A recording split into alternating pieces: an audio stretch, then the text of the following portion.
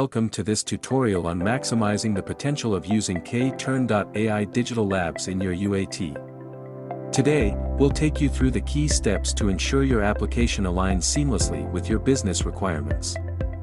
Let's dive right in. To begin, log into app.ktern.com and navigate to your respective project.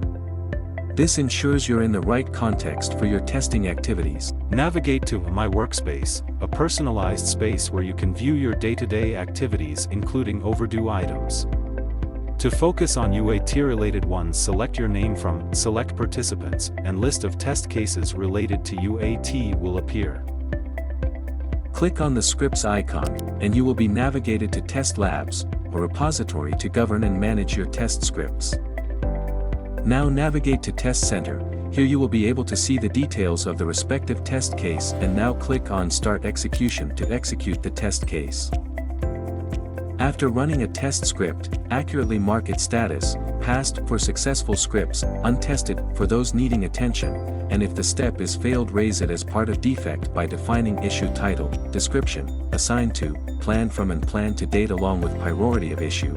Once the details are filled, click on Create button and the defect will be raised for the respective test case. When a defect is addressed, head to the Defects Repository Hub. Click on Edit icon and here, update the status to Resolved and use the discussion section to tag and notify the defect creator about the solution. Well done!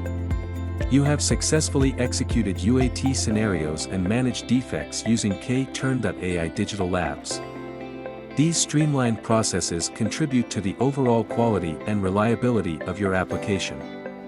Happy testing, and stay tuned for more insights on maximizing your testing efforts with KTern AI Digital Labs.